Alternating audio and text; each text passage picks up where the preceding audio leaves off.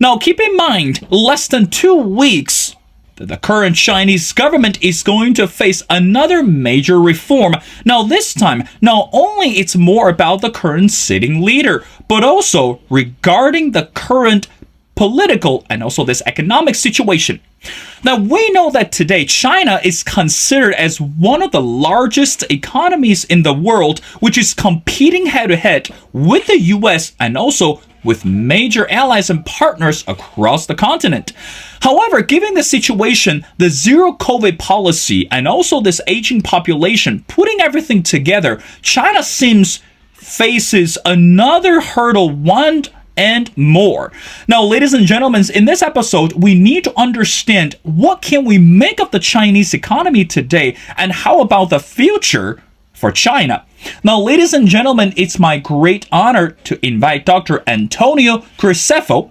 Now, Dr. Graceffo is a China economic-analyst who spent over 20 years in Asia, including 7 years in China and 3 years in Mongolia, where he teaches economics at the American University.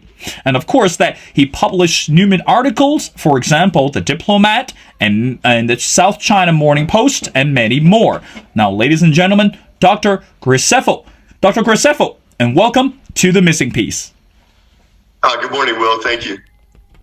Now, Dr. Graceffo, I want to get started. I know recently that you wrote one of the amazing articles which entitled World Economic Forum, More Social Engineering Than Economics. Can you help us to understand, as we mentioned in the intro, China plays such a significant role today when we look at this global economy. But meanwhile, China is also facing more issues related to this economic situation. But your article mentions that for this World Economic Forum, it's advancing its globalist agenda, which is more social engineering than economics. Help us to understand what is the meaning behind the current title.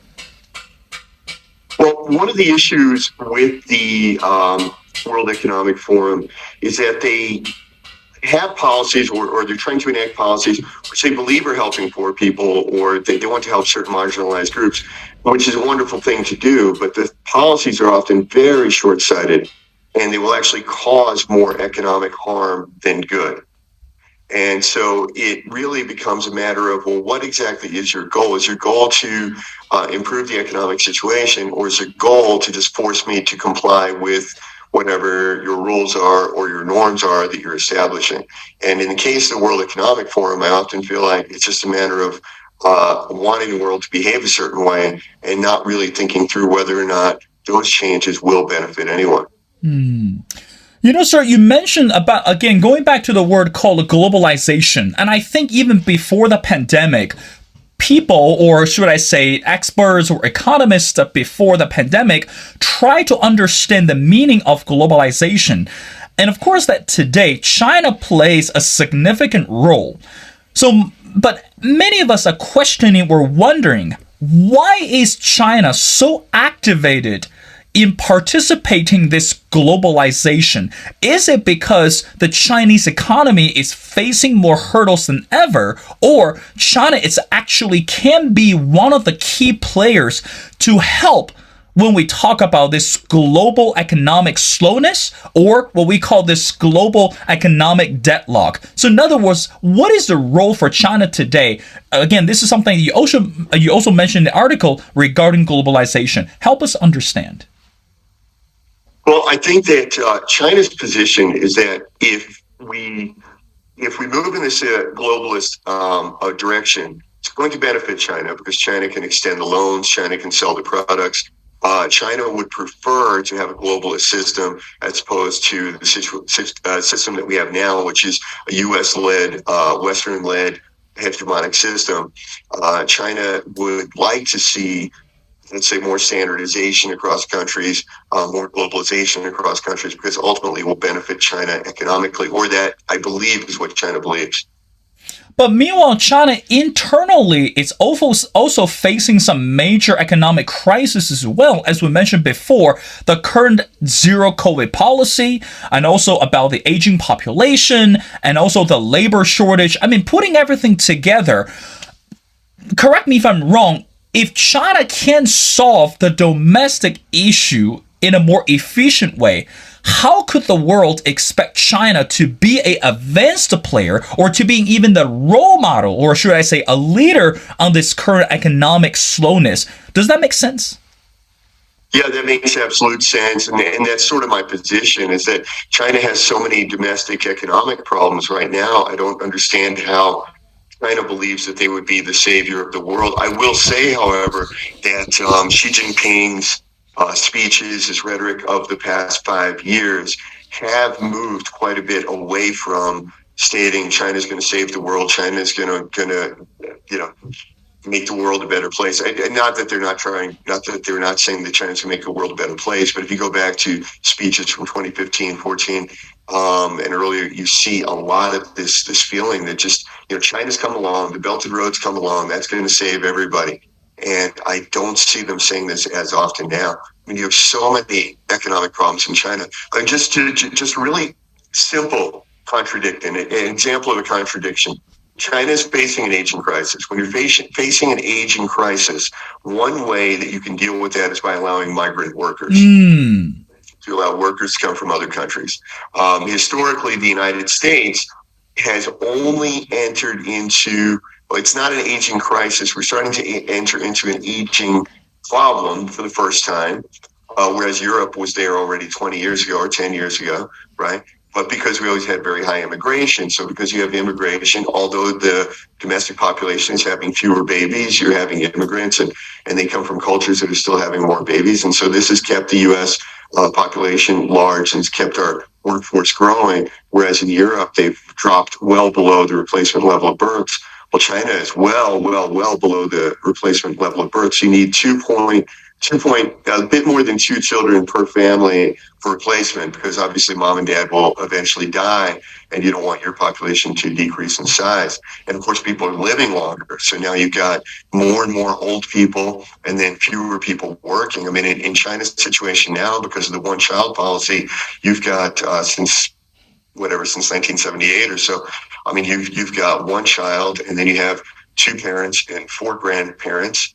And the statistical likelihood that all 6 of those people are alive is higher today than it ever was in the past. So you've got 6 people that are going to be dependent on this one child who's working. So that's a very poor demographic. And for the first year, China's birth rate was actually lower than Japan's this year. Japan is actually starting to, I don't want to get too excited. We're not going to hold a party to celebrate yet, but Japan is starting to turn the corner a little bit on that issue and a few other economic issues. Japan did a lot better this year than they've done in a long time, which is nice. But yeah, China, unfortunately, their birth rate now has dropped below even Japan. So one way you could deal with that is to open to immigration.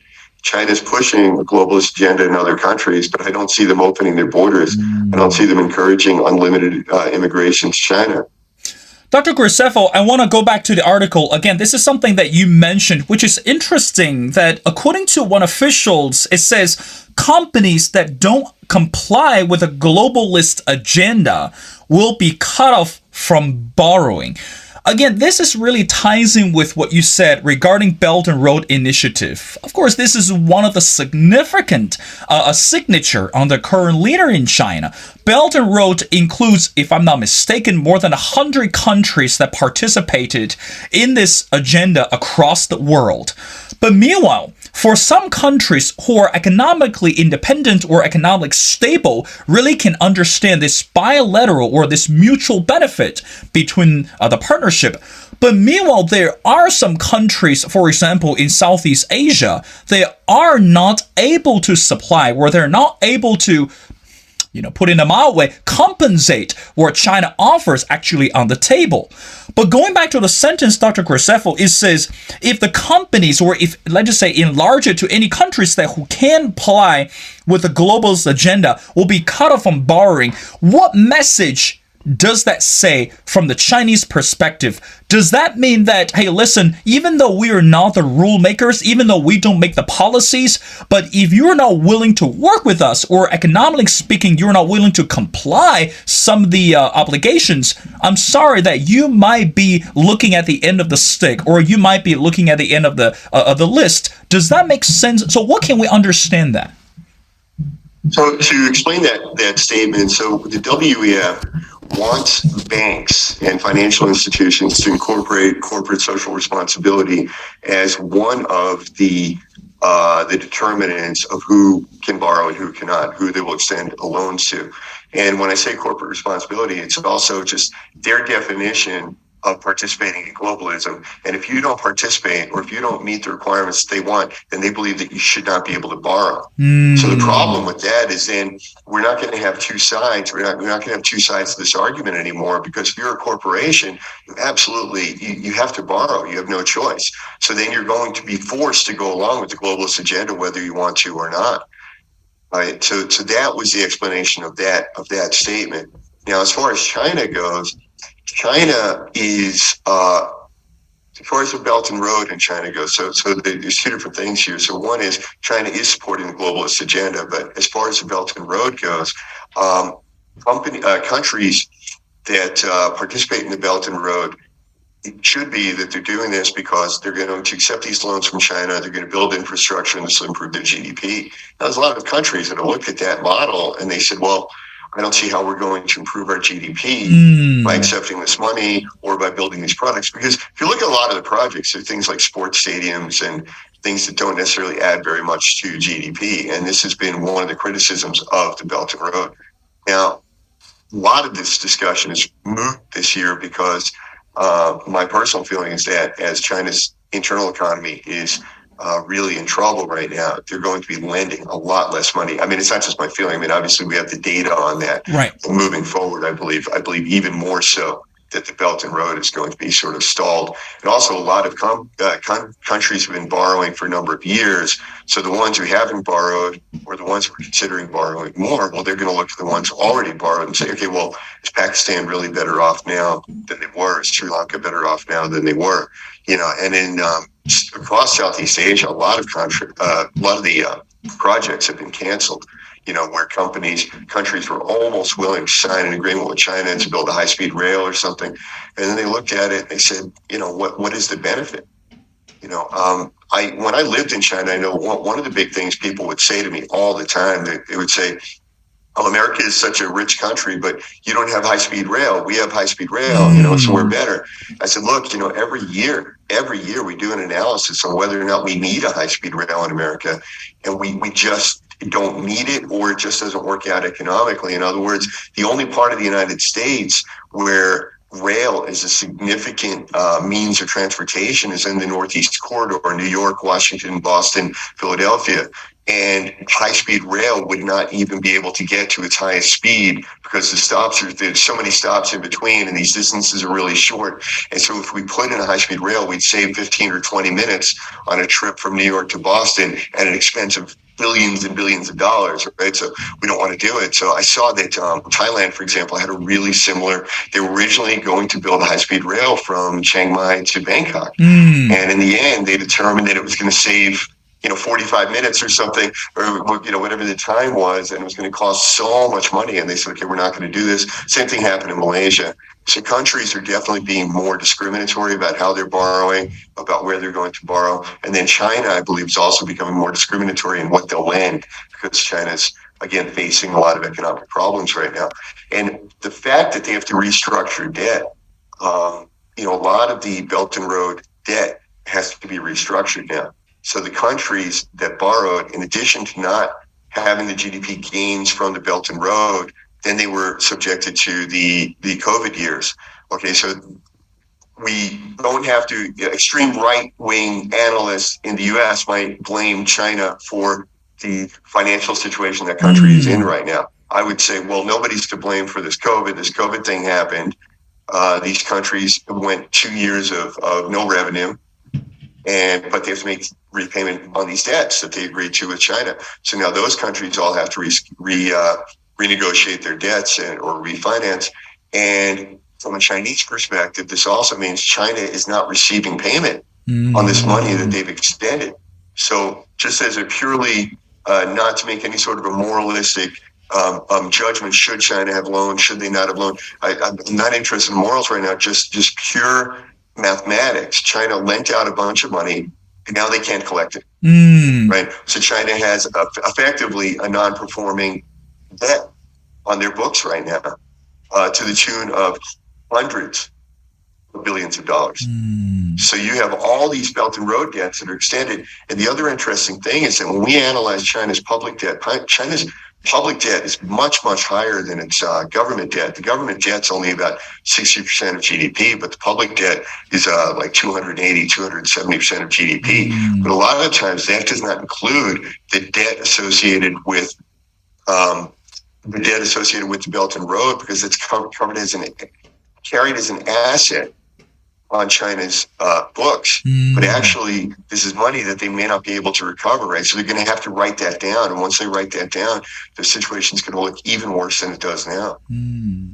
Dr. Graceffo, I want to get to the next part, which is income inequality. And again, within the article that you mentioned, for example, several countries, you mentioned the Democratic Republic of Congo, the United States, and Switzerland. Of course, we're looking at China and some countries in Southeast Asia as well. But when we know that when it comes to income inequality, number one, has become rather prevalent everywhere, period. But we know the wealth gap between the rich and the bottom is getting wider and wider, particularly we're looking at the Western world. But meanwhile, that if we put all the countries together, again, based on the different GDP and based on this different economic outlook, how is that even possible that we could, so in other words, we could equalize this whole income, become from inequality to quality? And I think, correct me if I'm wrong, this is one of the much greater ambitions that this World Economic Forum is addressed, right? So in other words, how does that even work? Because you can't put the Republic of Congo and China and Switzerland and Vietnam or the Philippines together, because that means, number one, populations is going to play a major factor. And the second thing, as we mentioned before, the labor shortage and also this resources shortage given the situation in the war in Ukraine. But putting everything together, Dr. Graceffo, help us to understand what is the goal of becoming from income inequality to income equality. What is the story behind that? Yeah, I'm glad you asked that, because that would be an example that also helps answer your first question about the World Economic Forum. So the World Economic Forum says we want to eliminate income inequality. Right. So what does that mean? Essentially, it would mean that every person in the world is going to earn essentially the same money. Absolute madness, as you pointed out. It cannot be done. Now, if you take the per capita GDP, so basically take the GDP of a country, divide it by the population, we give you some idea of what the average person is earning. It's not exactly right, but this is what we call a proxy for what the average person is earning. So in the United States, 330 million people, GDP 23 trillion, whatever it is, you divide it out, works out to about $65,000 a year that the average American earns. And that's pretty close. If you were to scoop 100 people off the street and ask them what they earn, some of them are earning 40,000, some of them are earning 80, 100, whatever it is, and it's going to average out something close to that. If you go to Democratic Republic of Congo, or you go to Cambodia, you're looking at $140 a month, less than $2,000 a year annual income. The U.S., $65,000 a year. So how would we normalize this? How would we equalize this? Absolutely. So I did just almost a comical way of calculating this. I took the population of the Earth and I divided. I made the GDP per capita of the Earth. So you took the Earth's GDP, divided it by the population, and it works out to something like $2,000 a year. So everybody would just be poor, right? Like everybody would just be poor. And the people in the absolute poorest countries would be a bit better off than they are now. And anybody in a wealthy country would just be poor. Now, let's move several steps beyond that. Why I believe the World Economic Forum is not economics. Assume that there was a law that everyone in the world was earning the same amount of money in every country. Okay, so Bangladeshis, everybody's earning the same money. China needs labor. Why would anyone move from Bangladesh to China to work for the same salary? Why would anyone leave their home? And I don't mean just that they don't want to go to China. I mean just any place, right? Why would you leave your family? Why would you move from point A to point B to work if you can get the same salary where you are right now? Right. And then why are there manufacturing jobs in China? Well, about 50% of the total manufacturing done in China is exported primarily to the US and then to the EU and to other countries, right? So these are American companies, German companies, Swiss companies, whatever it is, European companies, foreign companies that manufacture in China, Japanese companies, Korean companies, right? They all have manufacturing in China and then they sell their goods overseas. Why are they in China? Because it's cheaper. Well, if we have wage equality, those manufacturing jobs will stay in Japan or they'll stay in Germany. Right? Why does a German manufacturing worker earn $45 an hour and a worker in Cambodia earns dollars per day? You know, and a factory worker in China earns whatever $300-400 a month, right? So whatever that works out to, $10 a day, $15 a day. The German worker is earning more per hour than the Chinese worker is earning for the day, but the labor productivity of the German worker is a lot higher. So if I was forced to pay the same wage in China that I was forced to pay in Germany, I would just do all my manufacturing in Germany, wouldn't I? I would just go to wherever the labor productivity is highest. That's where I would do all my manufacturing. So why does a Japanese worker earn more? Well, because the labor productivity is higher. You've got a highly educated workforce. You've got a lot of capital. They have advanced technology, and they have a very, very highly skilled, highly paid manufacturing force, right? So if we equalize wages, there would be no more manufacturing in probably any developing countries would no longer have manufacturing that was exported there from developed countries. So in the long run, is that going to help someone? Would it help China if all the foreign factories left tomorrow? Would it help Cambodia if all the foreign factories left tomorrow? So this is where I believe that the World Economic Forum, they're saying that they want to help people. It's wonderful to want to help people. I want to help people too. But they're not thinking it through from an economic standpoint. It's purely from a social engineering standpoint. Dr. Graceffo, I know you're very busy. Now stay with me. I have 2 more questions before letting you go. Now let's talk about the power of education. And also I know that this is something that you mentioned in the article as well. So in other words, we know that today education plays a significant role, especially among the younger generations. And again, you live in China for 7 years, and you know that how the younger generations today, particularly in China or in some of the countries in Asia, are very much active in engaging these educational programs or hoping that they are able to use what they learn either domestically or from internationally, bring the contribution back to the country. But with that said, in China, statistically speaking, there are actually more younger entrepreneurs appear in China. So in other words, people are getting into this age, you know, hopefully to become the next Jack Ma or hopefully become the next Mark Zuckerberg. But we know that it's much easier said than done. But meanwhile, when we look at the education, the entire program worldwide, people also are saying that what is the purpose of education today? Because some people are questioning, you know, the cost of education. You know, again, if I live in a country that I can't even afford to buy food or daily necessities, why even bother to get into education programs to become better, even though that could lead to many possibilities for career? But meanwhile, undeniably speaking, education still can open up the world of opportunities. So Dr. Graceffo, from your perspective, how should we balance or how should we understand the concept of education today fairly? Again, going back to the word globalization. Okay, so if we go back to the word globalization and we go back to the World Economic Forum, and why does Dr. Graceffo say the World Economic Forum is social engineering rather than economics? Economics would tell us in free market economics, why does one person earn more than another person? Why? Because the product of their labor is worth more. Right? Why do you pay more to your lawyer than you pay to your hairdresser? Why does an engineer earn more than a taxi driver? Because the product of their labor is worth more. how can you increase the value of the product of your labor? How can you as an individual increase the value of the product of your labor? Well, you can increase your education. So if we look at the Asian tigers, and if we look at Hong Kong, if we look at Taiwan, if we look at Singapore, if we look at Japan, Korea, these are all countries that were poor in the 1960s, 1970s. They had a reputation for making terrible products. They were at the absolute lowest end of manufacturing. I remember when I was a little boy, if someone bought me a toy that said made in Japan or made in Hong Kong, I was like, what, you don't love me?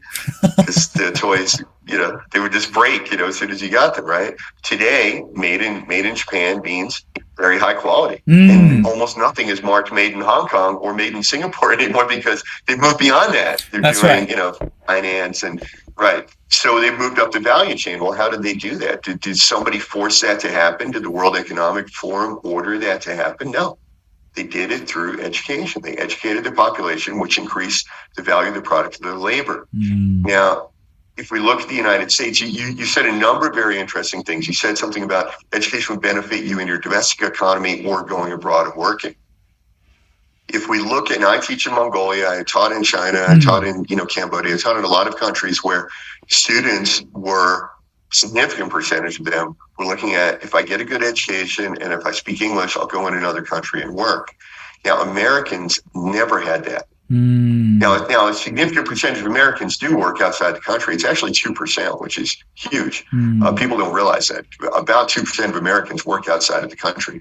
But when we're going through our education, no one's really saying to us, oh, you have to get a good education so you can leave the country and go work somewhere else. Right? So we got into good education. We stayed in the U.S. and then we helped to build the, well, I didn't, but the other ones did, right?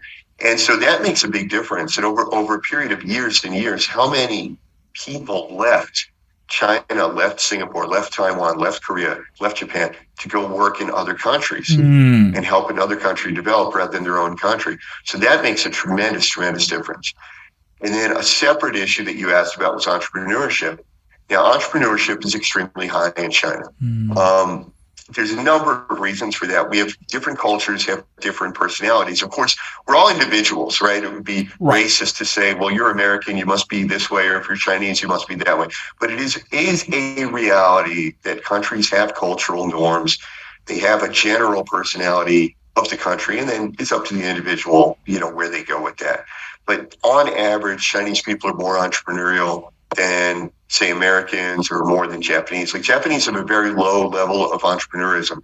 And a really good back in the envelope check is that if you've worked abroad or you've been in Hong Kong or even in Beijing, when you see Japanese people and you meet Japanese people, 9 times out of 10, when you say, what do you do? They say, oh my, I work for XYZ Japanese humongous company. They've posted me to this foreign country for 5 years. I'm going to do my 5 years. I'm not going to get married in that country. And I'm going to go back to Japan and continue my career. And I'm going to marry a Japanese person, raise my Japanese family in Japan. And that's nine times out of 10, that's what Japanese people are doing. We had statistics on this when I worked in New York City. In New York City, we had over 1 million Chinese. We had over 1 million Italians. But we had 50,000 Japanese. Right? So it's a huge country. And New York, of course, is a very rich city, so you would think they would be there, right? It's only 50,000 Japanese. 80% of them were on 5-year contracts. Very few of them got married. Very few of them would apply for immigration. In just 5 years, I'm going to go back. Now, Koreans, if you travel around the world and you meet Koreans or you meet Dutch people, which Holland's a relatively small country, and yet you meet these people everywhere in the world. What are you doing? Oh, I came here and I started a business. And with Koreans, the numbers were actually reversed. It was like 80% of Koreans in New York City were, small entrepreneurs, whereas 80% of Japanese were working for big Japanese companies. And Dutch people, you meet them all over. I worked in Latin America, I've worked all over Asia, South Asia. You run into Dutch people everywhere. It's such a small country. They're everywhere, and they all are running these small companies. So different countries have more of an entrepreneurial spirit than others. Germans are not entrepreneurial. So one of my theories, my very clear economic indicators, I think, that prevents people from being entrepreneurial is that countries that have a very strong social system and with very high workers' rights and salaries and things like that, it's too much of a risk for those people to give up a full-time job and try to be an entrepreneur. So like in Germany, the lowest job, you have 30 days paid vacation, you have full health insurance, you have retirement benefits, you have unlimited health protection. If you have a baby, you can draw your salary for 3 years. Well, there's no entrepreneur that can do that. So in Germany, to leave a German job, even if the job only paid $40,000 a year, but to leave and have the same degree of security, you would have to be earning like $500,000 a year. So as an entrepreneur, it's almost impossible. So you don't even attempt it. Now in China, starting salaries for college graduates are very low. And of course, salaries in Shanghai are dramatically higher than they are in the rest of the country. But even in Shanghai, the starting salaries are very low. Working hours are very long. So it's much easier for a young person to say, you know what, I'm going to risk this guaranteed, $500 a month that they're earning, or $700, whatever it is. I'm going to risk that and go start my own company or join with my friends and have a startup. So that's, I believe, why you see a lot of entrepreneurism in China. And so then you asked yet another question, which was, well, is education worth it? Do we need the education? Well, if you're going to be an entrepreneur, no, you don't need the education. And I think that we're too focused on this today. I think we're trying to send everyone to college. The U.S. did it first, and now China's doing the same thing. China graduated, I believe, was it 10.5 million kids this year? Probably there's not 10.5 million kids that needed to go to college. A lot of these kids are going to get degrees in just ridiculous things, or very low tiered degrees. Obviously with the Gaokao system, you have a percentage of Chinese students that will go to really good universities that are on par with Western universities. And then the bulk of them are going to go to these universities that are just have terrible reputations, and I'm not criticizing China. This is in the United States, the same situation, that lots and lots of jobs in the U.S. that are degrees.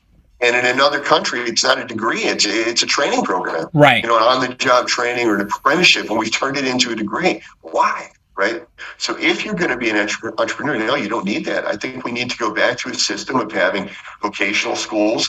I think business school maybe shouldn't be a degree, or there should be parallel programs where the bulk of kids would not get a degree in business. They would go and take basic classes in, bookkeeping, basic accounting, things that they need to run their own company. They don't need a degree. And the other thing in China, why I think a lot of these degrees are wasted, is that a significant percentage, I don't have the number at my fingertips, but it might be as high as 70 or 80% of Chinese university graduates do not work in the field that they studied. That's right. So what was the purpose of the degree? And also job turnover is very high in China. It was, I believe, 80% when I was working in China. I believe it was 80%. So if you're going to turn over your job every time, again, what are you doing with your degree? The degree serves no purpose, right? And if you look at the parents' generation, the generation of parents, my generation and older, of Chinese people, if they have money, how did they get money? Well, they got money by being entrepreneurs. They generally didn't make that money based on their degree, right? It was the entrepreneurial generation that made the companies that were successful. They used that money to send their kids to college. The kids get a degree, and now the kids will never be as rich as the parents. Now, this is not just in China; it's in the United States as well. We find that the bulk of wealthy people are either they're entrepreneurs. They're either what we call service professionals, which means like lawyers and doctors who own their own practice, accountants who own their own practice, or they're like skilled craftsmen who own their own company, bricklayers and things like that own their own company. But all of them make the same mistake. They send their kids to college to be English teachers. Because kids will never earn the money the parents earn. So yeah, I totally agree with you on that. I think that we need to stop sending so many kids to college, but we do have to offer them some type of educative alternative, night schools where they would learn maybe some basic computers and accounting. Right. That's all they really need. Well, Dr. Graceffo, again, I know you're very busy. I want to wrap up our conversation by talking about what's ahead. Again, we mentioned in the intro, less than 2 weeks that China is going to face another political or this economic reform, given the condition under the current leader, Xi Jinping, that the presidency continuation and also this economic advancement, a partnership with the world. But meanwhile, China also brought up this what we called China Dream, which is years ago. And people believe not only in China, but also across the world, this is actually the opportunity for the world to understand that China is on the rise, and politically speaking, and also that's economic speaking. Now, putting everything together based on what we just discussed, how much do you think that China Dream actually still matters today? And also, from, let's say, after this reform or after this congressional meeting, how should we understand China in a new perspective, or is there going to be even a new perspective regarding the current political and also this economic situation in China today? If we, as I said earlier, if we go back 5 years, 6 years, and we compare, the volume on the China Dream has been turned down tremendously. You're facing economic realities and political realities right now that just make it impossible, or make it very, very, very difficult, very unlikely. And also, when people don't have work, or they don't have jobs, or they're facing very high unemployment, or they can't buy food, they don't generally buy into very lofty ideals or slogans and things like that. So I think that it's going to be very hard to keep this sort of momentum of the China Dream going. Right now, China's facing a tremendous debt crisis.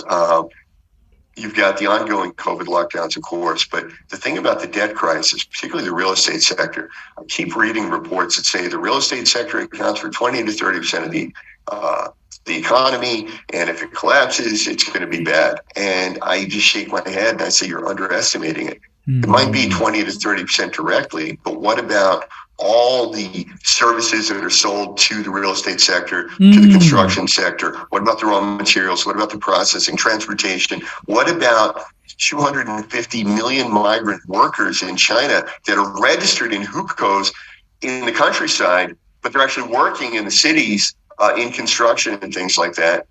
And they're not counted. They're not counted in unemployment because basically they are employed in their hukou, even though they're actually earning their money working as construction workers, right? So on paper, the unemployment rate in China is still relatively low, although the youth unemployment rate is staggering. It's 20%, but I believe the overall unemployment rate is only about 5.6 or 6%, but it is not counting how many migrant workers did not leave the countryside this year to work in the city. And remember that they go to the city, they earn money in construction, and then they spend that money, and that's where your GDP is coming from. And it's supporting the grocery store, it's supporting every other kind of business. So I believe that the real estate crisis is much worse than what people believe. And the other issue is that the local governments, the debt of local governments and municipal governments to stimulate the economy, the percentage of bonds that they're allowed to issue has been increased. And how do these local governments and city governments usually pay off the bonds? Well, they pay off the bonds from their revenue. 80% of their revenue comes from real estate sales. Oh, wait a minute. Real estate sales are down. So how are they going to pay off those bonds? So I believe the problem is much, much, much worse than it looks on the surface. And very interestingly, if you look at the projections, Nomura downgraded their projection for China's growth this year to less than 4%. And they're down now. I think they may be down to like 3.5. And Goldman is still thinking it's going to be, I can't remember, it was much higher. Maybe it was between 4 and 5. And I just thought, there's no way. Like, the pessimistic view is probably a lot closer, and if not for this year, for next year and ongoing. So how that is going to then support the China Dream, I'm just not sure. I mean, this debt thing has to be brought into, this has to be dealt with. The zero COVID has to be dealt with. And, the Belt and Road, I don't see how the Belt and Road's going to move forward until you deal with all these things. Part of the Belt and Road was that you were sending workers overseas to work on Belt and Road projects, which was then decreasing unemployment in China. Right. But of course, it's all being financed through debt. And it was being financed through debt that they thought they were going to recoup from the countries where they're working, and that's not working out. So I just don't see how the China Dream will continue. And as far as like China's place in the world, what I imagine is going to happen, I don't predict a collapse of the Chinese economy. But I mean, I do, but not in the sense that it's going to fall apart. I mean, Right. I think the collapse is just that it's not a real collapse. It's just that China is going to, from now on, I believe China will just have normal rates of growth. We'll just have normal rates of growth that are, normal for a country of that size. It's quite developed, but not at the level of, U.S. and Germany, and Japan, but much better than most of the other countries. But maybe 3.3 or something is going to become the norm. And if you look at other countries, I mean, China kept the run going much longer than any other country. I remember when Vietnam was, oh my goodness, Vietnam was turning in double-digit growth, and they were doing so great, and now they've just come down to kind of normal. Of course they're going to grow faster than the U.S. Everybody is, because we're a very mature country, But yeah, I think that's what the future of China is going to be. It's going to be like 3.3. It's going to become the norm, and they're going to have to figure a way to move up. The other issue is that I don't think that China ever planned that in this year, 2022, they would still be doing some very low-end manufacturing. I really thought that the plan was to shift entirely to high-end manufacturing, and that transition just hasn't taken place. If you look at Made in China 2025, right, it actually says that, right, by 2025, you shouldn't be doing any low-end manufacturing. And China's not successfully moving up the value chain. They're doing high-end manufacturing, but it's not enough.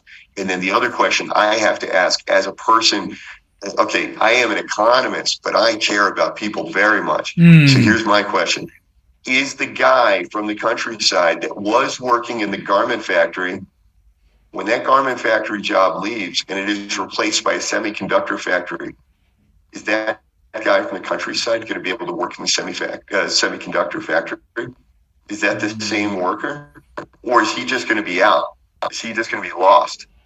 And this is happening everywhere in the world, but everywhere in the world, or in the developed world, Germany, the United States, Western Europe, the gap of education across the society is much lower. So as much as China is producing 10.5 million college graduates every year, there's hundreds of millions of Chinese that are just uneducated. I mean, the average level of education in China is only like 6.5 years. The average adult only has 6 or 6.5 years of education. Now, can that person with 6.5 years of education get a job in the semiconductor factory? So this is a problem. The whole world is facing this problem, but it's more acute in China because China's facing this problem much earlier in their development than the U.S. did or than Germany did. Germany educated the population, and then the growth started, dropping off. With China was still a work in progress, and then the growth is decreasing. And I think Dr. Graceffo, I think you're right, because again, right now, China, number one, is facing a lot more major hurdles in terms of economy, and also domestically speaking, it's quite worrisome when we look at the future for the younger generations. And of course, that today, for globalization, nothing is certain, and no one should be very much confident about what's going to happen, not only China, but also regarding other players in the world. Well, ladies and gentlemen, it's my great honor to speak to Dr. Antonio Graceffo. And Dr. Graceffo is a China economic analyst who spent over 20 years in Asia. Of course, I strongly recommend everyone to check out his book, again, including about China, including Beyond the Belt and Road Initiative. And most importantly, that recently Dr. Graceffo came out with the article called World Economic Forum, More Social Engineering Than Economics. Dr. Graceffo, thank you so much for taking your time to be on the show. It's been a pleasure speaking to you. And of course, we really, really appreciate your insights and also this economic analysis. And we love to have you back on the show as we continue to pay attention to China and also rest of the world regarding economy, politics, and most importantly, about this international changes. Thank you, sir. Thank you so much for doing this. Thanks so much, Will. I was really happy to be here today and look forward to coming back.